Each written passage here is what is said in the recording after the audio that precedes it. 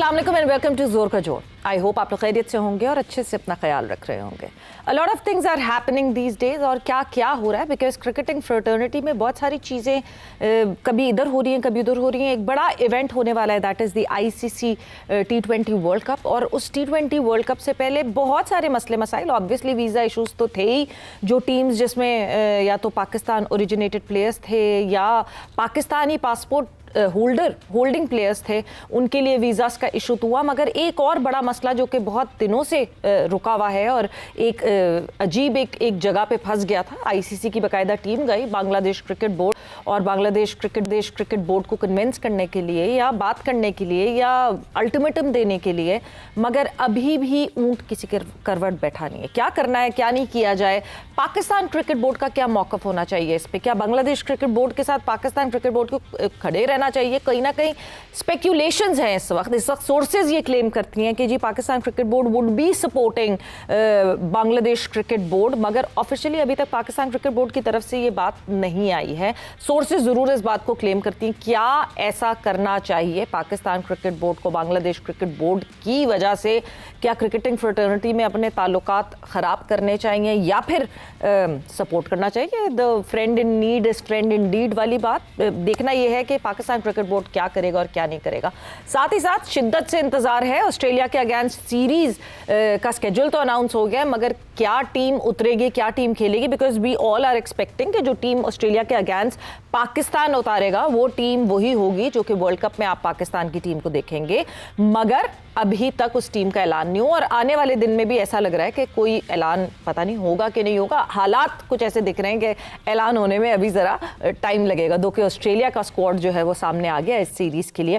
सो देखना यही है कि किस तरह की परफॉर्मेंसेज ऑब्वियसली होंगी, बिकॉज वर्ल्ड कप से पहले की ये सीरीज़ है। साथ ही साथ जहां हम HBL PSL की बात करते हैं, PSL 11 में बहुत सारी तब्दीलियां सामने आई हैं और बहुत सारी तब्दीलियां क्या क्या होने वाली हैं, कितने नंबर ऑफ रिटेंशंस अलाउड है फ्रेंचाइजीज़ को, क्या डायरेक्ट साइनिंग कर सकेंगे फ्रेंचाइजीज़, क्या प्लेयर ड्राफ्ट हो रहा है, क्या ऑक्शन हो रहा है, वो सारी अपडेट आपको आज की इस डिस्कशन में मिलेगी, क्योंकि हमारे साथ मौजूद हैं पाकिस्तान के सीनियर स्पोर्ट्स जर्नलिस्ट मेक साहब।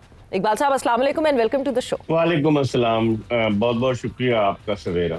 सो इकबाल साहब, सबसे पहले मेरे ख्याल से PSL से शुरुआत करते हैं। सो PSL 11 बहुत सारी कहते हैं बहस मुबाहिसे के बाद, ऑनलाइन मीटिंग्स के बाद इवेंचुअली कुछ ना कुछ चीज़ें सामने आ गई हैं और रिटेंशन 4 प्लेयर्स को रिटेन कर सकते हैं, मगर वो कहते हैं ना कि बड़ी चालाकी से इस चीज़ को हैंडल किया गया कि हर कैटेगरी का एक एक प्लेयर आप रिटेन कर सकते हैं।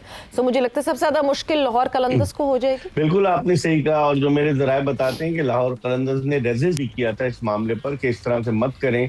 उनके जो CEO हैं समीन राना, उनका भी मैं एक इंटरव्यू देख रहा था, उससे भी ये तासुर मिल रहा था कि बड़ा मुश्किल होगा। लेकिन अब देखते हैं क्या होता है, क्योंकि अब PCB एक नए अंदाज से जा रहा है और आपको पता है कि फिर मुल्तान सुल्तान्स का भी ऑक्शन होने जा रहा है। तो बहुत सारी चीजें अब देखते हैं तजुर्बा कितना कामयाब रहता है, क्योंकि 10 बरस तक तो हम लोग ड्राफ्ट पे ही जाते थे कि ड्राफ्ट होगा, कौन कौन सी टीमें आएंगी। लेकिन आपने रिटेंशन की बात की, जो मुझे पता चला है कि जिस तरह से पेशावर ज़ल्मी वो भी इस चीज के हक में नहीं थी। कुछ फ्रेंचाइजीज तो थी, लेकिन लाहौर कलंदर्स और पेशावर ज़ल्मी जो थी उन्होंने रेजिस्ट किया। लेकिन पाकिस्तान क्रिकेट बोर्ड ने, जिस तरह अपने इंट्रो में कहा, कि बड़े खूबसूरती के साथ इस मामले को हैंडल किया और कहा 4 रिटेंशन होंगी। तो अब देखते हैं क्या होता है। लेकिन ये तजुर्बा कितना कामयाब होगा, कितने पैसे ये देंगे, कि लिमिट कितनी होगी फ्रेंचाइजीज की खिलाड़ियों को खरीदने की, और फिर क्या होता है, बहुत सारी चीजें। क्योंकि इस लीग को तो पाकिस्तानी प्लेयर्स ने बनाया ना 2016 में, आपको याद होगा जब पहली दफा शुरू हुई, तो उस वक्त तो किसी के वहमो गुमान में भी ना था कि ये ब्रांड बन जाएगा, और उस वक्त इस तरह की कोई रिटेंशन या उस तरह से कोई ऑक्शन की बात ही नहीं थी। लेकिन अब देखते हैं ये नया तजुर्बा पाकिस्तान क्रिकेट का किस हद तक PSL के लिए कामयाब साबित होता है। इकबाल साहब, एक जो भी फ्रेंचाइजीज नहीं चाह रही थी कि ऑक्शन पे जाया जाए, उनका बेसिक क्लेम ये था कि कंपेटिटिव होती है PSL, आपस में टीम्स जो हैं वो हम वजन होती हैं इस वजह से, क्योंकि ड्राफ्ट होता है एक प्रॉपर, और उस प्रॉपर ड्राफ्ट की वजह से बराबरी रहती टीम में। मगर अब जब ऑक्शन होगा तो इट वुड भी पैसा फेंक तमाशा देख, अच्छे से अच्छा प्लेयर, जो ज्यादा पैसे फ्रेंचाइज जो है वो डालेगी, वो अच्छे से अच्छा प्लेयर हासिल कर लेगी। तो क्या वो इम्बैलेंस तो क्रिएट नहीं हो जाएगा जिसका डर है इन फ्रेंचाइजीज को? बाजार यही लग रहा है। और आपने सही कहा कि पैसा फेंक और तमाशा देख। 185 करोड़ रुपए में तो सियालकोट बिकी, 175 करोड़ रुपए में तो हैदराबाद बिकी। और इन दोनों के मालकान जो ये दावे कर रहे हैं, कोई कह रहा है हम बाबर आजम को रखेंगे, कोई किसी को रखेगा, तो जिसकी वजह से उन टीमों में जिनमें ये टॉप के क्रिकेटर्स थे, चाहे वो बाबर आजम हो, चाहे शाहीन शाह अफरीदी हो, उन टीमों में थोड़ी सी एक बेचैनी सी जरूर पैदा हुई। लेकिन जिस तरह से आपने सवाल किया कि पैसा फेंक तमाशा देख, बाहर के कौन कौन से क्रिकेटर्स, क्योंकि जिस वक्त हमारी PSL हो रही होगी उसी वक्त IPL भी 26 मार्च से शुरू होगी। तो वो क्रिकेटर्स जो कि IPL में नहीं बिके, वो जब आएंगे तो उनकी क्या कीमत क्या लगेगी, ये बहुत सारे सवालात हैं। अब किस तरीके से PCB ने इसको हैंडल किया है ये देखना होगा। लेकिन बजाय ये एक बड़ा डॉन्टिंग टास्क है पाकिस्तान क्रिकेट बोर्ड के लिए। फ्रेंचाइजीज को भी खुश रखना, PSL की वैल्यू को भी बरकरार रखना, प्लेयर्स को भी लाना, I think it will be quite difficult for them. बिल्कुल जी, एक बहुत मुश्किल टास्क तो होगा और उसी मुश्किल टास्क के लिए अब खबरें यही हैं कि PSL की जो टीम थी उसमें ऐड अप कर दिए गए हैं। जो बैकग्राउंड टीम जो कि काम कर रही होती है उसमें सिर्फ सलमान नसीर और हिजाब थी पहले, मगर अब 2 और नाम है जिनको ऐड अप कर दिया गया है, जो जिनको बेसिकली पाकिस्तान क्रिकेट बोर्ड से मतलब आप या रेजिग्नेशन लिया गया था या उन्होंने रिजाइन कर दिया था, they are back in that team. But आप लोग को अपडेट करते चले कि फ्रेंचाइजीज को 4 प्लेयर्स रिटेन करने की इजाज़त है, 1 डायरेक्ट साइनिंग करने की इजाज़त है। तो अब ये देखना ये है कि क्या डायरेक्ट साइनिंग होती है और किस तरह ऑक्शन होता है। बट जहां आपने एक नाम मेंशन कर दिया, मैं थोड़ा सा अपने टॉपिक से इधर उधर हटूंगी इकबाल साहब। बाबर आजम की आपने बात की और इस वक्त जो है जो बड़ा सबसे बड़ा फियास्को बना हुआ है वो बाबर आजम, मोहम्मद रिजवान BBL में गए, BBL में क्या क्या हुआ, एक बहुत शोर मचा हुआ है इस बात पे। आप इस पूरे सिनेरियो को किस तरह देखते हैं? स्टीव स्मिथ और बाबर आजम के दरमियान जो हुआ, उसके बाद अगले मैच में देवा फाइन, मगर मोहम्मद रिजवान को जिस तरह रिटायर्ड आउट करके बुलवा लिया गया, आप कैसे देखते हैं इस पूरे सिनेरियो को? सवेरा अगर हकीकत की निगाह से देखी जाए तो ये BBL जो थी वो पाकिस्तान की क्रिकेटर्स के लिए ग्राउंड ऑफ ख्वाब साबित हुई। आप वो भूल गए कि जब शाहीन शाह अफरीदी ने 2 ओवर और 4 गेंदें की थी तो अंपायर ने उन्हें जो है बॉलिंग से रोक दिया था कि खतरनाक है बैट्समैनों के लिए। फिर उसके बाद जिस तरीके से रिजवान को रिटायर आउट किया गया, जिस तरीके से बाबर आजम और स्टीव स्मिथ के दरमियान मामला हुआ, बाबर आजम उसके बाद वाले मैच में भी सिर्फ 1 रन बनाकर आउट हुए। तो पाकिस्तान के ये तीनों स्टार्स, इनकी परफॉर्मेंस इतनी अच्छी नहीं रही। शाहीन अफरीदी तो चले अनफिट हो गए, वापस आ गए, रीहैब कर रहे हैं, लेकिन बाबर और रिजवान जो अपने जमाने के बेहतरीन खिलाड़ी कहलाते थे, उन दोनों की परफॉर्मेंस भी बड़ी मीडियोकर सी रही। और इतने पैसे खर्च किए सिडनी सिक्सर्स ने कि सबसे महंगे तरीन खिलाड़ी थे बाबर आजम, उनके नाम से उन्होंने एक स्टैंड भी बनाया, बाबरिस्तान, बड़ी हाइप क्रिएट की। लेकिन लगता यही है कि बाबर थोड़े दबाव का शिकार है। अब क्या होता है, मेरे ख्याल में अगले साल तो वो फ्रेंचाइजीज सोचेंगी, क्योंकि बड़े नामों के साथ साथ आपको परफॉर्मेंस भी देना होगी, सिर्फ नाम काफी नहीं होता। तो मेरे ख्याल में अब इनके लिए आइंदा आने वाले दिनों में BBL, जब अगली BBL होगी तो उसमें देखते हैं पाकिस्तानी प्लेयर्स आते हैं या नहीं आते। लेकिन स्टीव स्मिथ और बाबर आजम का जो वाकया हुआ उसकी वजह से भी बड़ी सुबकी हुई, क्योंकि अगर स्टीव स्मिथ बाबर आजम को आखिरी गेंद से पहले कह देते कि आप डॉट बॉल खेलो, सिंगल मत लेना, मैं जो हूँ फिर चार्ज लूंगा, लेकिन उन्होंने ऑन साइड की तरफ खेला और सिंगल आराम से बन सकता था, तो वो ह्यूमिलेशन फील की बाबर आजम ने। आपको पता है कि वो फिर प्राइज डिस्ट्रीब्यूशन सेरेमनी में भी बाहर नहीं आए, खिलाड़ियों के साथ भी, तो बड़े मसाइल हैं। अब देखते हैं क्या होता है, लेकिन इस मामले को बहुत ज्यादा हाइप दी जा रही है, बहुत ज्यादा इससे पाकिस्तान की जो है सुबकी हो रही है, बदनामी हो रही है। बिल्कुल, क्योंकि जो है अब वहां BBL से खेलकर बाबर आजम वापस आएंगे और T20 स्क्वाड में स्लाइड इन कर जाएंगे पाकिस्तान के, तो फिर आप यही सोचते हैं कि एक इंटरनेशनल लीग जो कि बेसिकली एक डोमेस्टिक सेटअप होता है दूसरे बोर्ड्स का, वहां पे अगर इस तरह हुआ हो हमारे एक स्टार प्लेयर के साथ और उसके बाद फिर यहाँ आके वो हमारी नेशनल टीम का हिस्सा बन जाए, तो बहुत सारे अलग अलग सवालात उठते हैं। बट वक्त का मुकाबला सख्त। I want to know your point of view, Pakistan cricket board को इस पूरे सिनेरियो में इस वक्त क्या करना चाहिए, जब Bangladesh cricket board is on the verge कि इधर they say yes to play in India या फिर शायद उनको उनके बदले जो है वो दूसरी टीम वर्ल्ड कप का जो है हिस्सा बनेगी। पाकिस्तान क्रिकेट बोर्ड को इस वक्त क्या करना चाहिए इकबाल साहब? देखिए, सबसे पहले तो सवेरा के 21 जनवरी डेडलाइन दी Yes. है आईसीसी ने कि आप जो है डिसाइड कर ले कि whether you want to play T20 world cup और नॉट। हम नहीं आपकी बात मान रहे। फिर उन्होंने जिस तरह का रवैया, गौरव सक्सेना को उन्होंने वीजा इश्यू नहीं किया, फिर एनडीओ गए, वहां पर उन्होंने बातचीत की, तो उस लिहाज से बजाहिर यही लग रहा है कि बांग्लादेश जो है, चूंकि उसकी हुकूमत ने कहा है वो नहीं जाएगा वहां के लिए। अब पाकिस्तान क्रिकेट बोर्ड ने 2-3 कार्ड खेले। पहले कहा कि जी बांग्लादेश के मैचेस जो है वो पाकिस्तान कराने के लिए तैयार है। How is it possible? क्योंकि मेजबान तो 2 ही है ना, श्रीलंका और इंडिया, कैसे वो करा सकते हैं बाहर? फिर उसके बाद अब पाकिस्तान, क्योंकि खुद ऑफिशियली आपने भी अपने इंट्रो में कहा, ऑफिशियली तो कोई नहीं आया, लेकिन अब ये खबरें चलाई जा रही हैं पाकिस्तान क्रिकेट बोर्ड की जानिब से कि बांग्लादेश को हम सपोर्ट करेंगे। अगर बांग्लादेश को बाहर किया जाता है तो हम भी जो है वो T20 वर्ल्ड कप नहीं खेलेंगे। और आज जो खबर, कल जो खबर आई थी उसमें यही था कि पाकिस्तान क्रिकेट बोर्ड के चेयरमैन मोहसिन नकवी ने पाकिस्तानी टीम की तैयारियों को रोक दिया है T20 वर्ल्ड कप के लिए। हालांकि हमें 29 जनवरी को पहला मैच खेलना है ऑस्ट्रेलिया के खिलाफ, जो अपनी होम सीरीज का, तो तैयारियां रोक दी गई हैं। ये किस जानिब इशारा है? क्या ये प्रेशर डालने के लिए है? अगर खुदा न खास्ता पाकिस्तान विड्रॉ करता है बांग्लादेश के मामले पर, तो पाकिस्तान कहाँ खड़ा होगा? वैसे ही पाकिस्तान की पोजीशन आईसीसी में इतनी अच्छी नहीं है। हम लोग कहते चले आ रहे हैं कि आईसीसी इंडियन क्रिकेट काउंसिल है, वो डोमिनेट कर रहे हैं। इतना प्रेशर बनने के बावजूद उन्होंने बांग्लादेश के लिए सरे तस्लीम खम नहीं किया है। तो इसका मतलब ये हुआ कि पाकिस्तान क्रिकेट बोर्ड को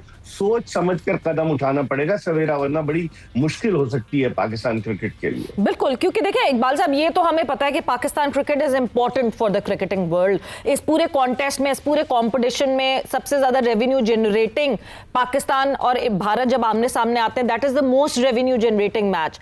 ये बात जो है वो ऑब्वियसली बांग्लादेश, वो स्टेक्स नहीं उनके पास हैं कि वो उस तरह सारे मामलात कर सकें जिस तरह पाकिस्तान क्रिकेट बोर्ड ने किया, अपनी चीजें मनवाई। बांग्लादेश क्रिकेट बोर्ड उस तरह चीजें नहीं मनवा सकती। मगर इस पूरे सिनेरियो में अगर हम उस दोस्ती की राह में बह गए, तो आपको लगता है कि हम अपने आप को डेंट करेंगे?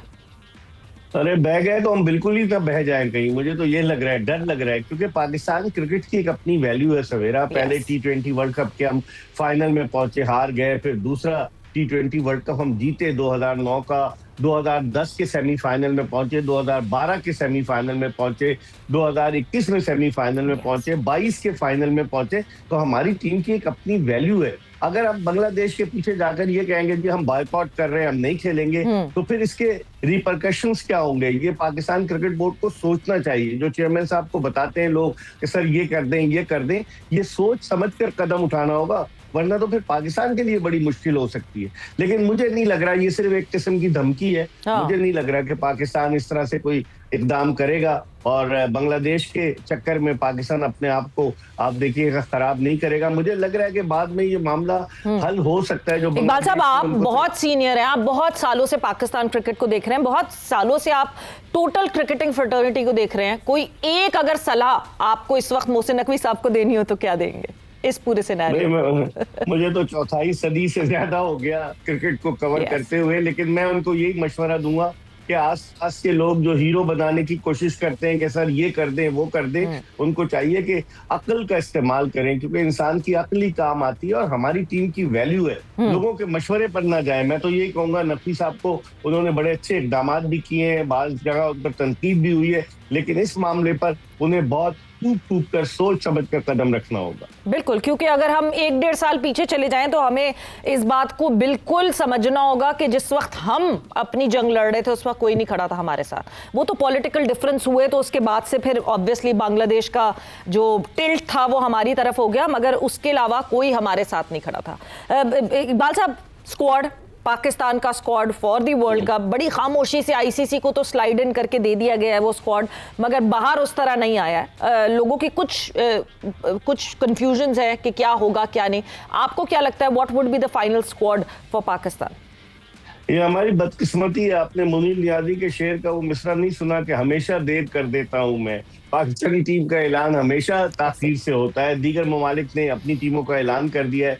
मुझे लग रहा है अनऑफिशियली वो कुछ इर्द गिर्द के जो लोग हैं जो शाह से ज्यादा शाह के वफादार बनने की कोशिश करते हैं, उन्होंने तो टीम का भी अनाउंस कर दिया और उन्होंने कहा पीसीबी के जराए कह रहे हैं। हाँ। लेकिन बज़ाहिर यही लग रहा है मुझे सवेरा के हारिस रऊफ क्या वो जगह बना पाएंगे। आकिब जावेद के दिल में उनके लिए बड़ा सॉफ्ट कॉर्नर है, क्योंकि हारिस रऊफ के करियर को बढ़ाने में संवारने में आकिब जावेद का रोल था। लेकिन क्या नसीम शाह टीम में होंगे? बाबर आजम पर भी क्वेश्चन मार्क कुछ मंचलों ने उठा दिया कि जी बाबर आजम की फॉर्म अच्छी नहीं है, उनको ना रखें। और शायद यही वजह है, आप देखें श्रीलंका के खिलाफ पहले T20 में सलमान अली आगा 1 डाउन पर आए और फिर तीसरे T20 में भी 1 डाउन पर आए। तो क्या सलमान अली आगा को माइक हसन तैयार कर रहे हैं? क्योंकि वो ऐसे बैट्समैन है कि वो नीचे तो जाके खेल ही नहीं सकते जिस तरह से वो स्ट्राइक रोटेट करते और 1 डाउन पर उनका रिकॉर्ड भी अच्छा है। हाँ, उनका रिकॉर्ड अच्छा है, लेकिन टेस्ट और वनडे की बात करें ना, T20 में तो सलमान अली आगा ने नवंबर 2024 में अपना पहला T20 खेला, 2 मैचेस के बाद ही वो कप्तान बन गए। तो अब आप खुद सोचें कि बात जगहों पर पाकिस्तान को जो है कॉम्प्रोमाइज करना पड़ेगा। आपके पास 3 ओपनर है, फखर जमान को आपने रोलिंग स्टोन बनाया हुआ है, कभी उसको 5वें, कभी चौथे, कभी छठे पे भेजते हैं। फिर आपके पास रेगुलर विकेट कीपर नहीं है, ये सोचना पड़ेगा। तब आप बिल्कुल आप सही कह रही हैं। देखिए रेगुलर विकेट कीपर आपने 3 विकेट कीपर खिलाड़ियों के नामों के आगे विकेट कीपर रख दिया। Usman Khan hard hitting batsman है, प्रॉपर विकेट कीपर नहीं है। Khawaja Nafay proper wicket keeper नहीं है, हमने देख लिया तीसरे T20 में। और साहबजादा फरहान तो ओकेजनली विकेट कीपिंग करते हैं। तो और ये जो शादाब खान एडन हो गए अभी आखिर में बिल्कुल आते हुए, इनको कैसे बैलेंस करेंगे इकबाल साहब? ये माइक हसन की बड़ा सॉफ्ट कॉर्नर है शादाब खान के लिए। उनकी अंडरस्टैंडिंग भी बड़ी अच्छी है। इस्लामाबाद यूनाइटेड को जब उन्होंने जितवाया PSL को, तो बड़ी उनके साथ एक कोहेजन टाइप का है। तो मुझे लग रहा है कि ये माइक हसन की वजह से आए शादाब खान, और आकर उन्होंने परफॉर्म भी किया है। अब आप कितने स्पिनर्स ले जाएंगे? अबरार अहमद है, मोहम्मद नवाज है, शादाब खान है, फिर उसके अलावा साइम अयूब भी स्पिन कर लेते हैं। बर्फ गिरती है तो बेचारे मुसलमानों पर उस्मान तारिक ना बाहर हो जाए, जो T20 में हैट्रिक करके ही टीम से बाहर है। तो बहुत सारे सवालात हैं। हम ये सोच रहे हैं अब क्या करते हैं, अब देखना होगा आइंदा आने वाले दिनों में पाकिस्तान का 15 रुकनी स्क्वाड क्या होता है। बिल्कुल, और ये सोचेंगे 30 प्लस T20 खेलने के बावजूद अभी तक हम सोच रहे हैं कि क्या होगा और क्या नहीं होगा। बट इकबाल साहब थैंक यू, बहुत बहुत शुक्रिया आपके टाइम का, थैंक्स अ लॉट। और यहाँ पे जोर का जोड़ का खत्म हो गया है। बहुत सारी चीजें हैं जिस पे अभी भी क्वेश्चन मार्क है। कब तक आएगा पाकिस्तान का squad for the world cup and for the series versus Australia, ये देखना है और समझना है। बट विद दैट वक्त यहाँ खत्म हुआ। Savera Pasha signing off. Take care, bye bye, अल्लाह हाफिज।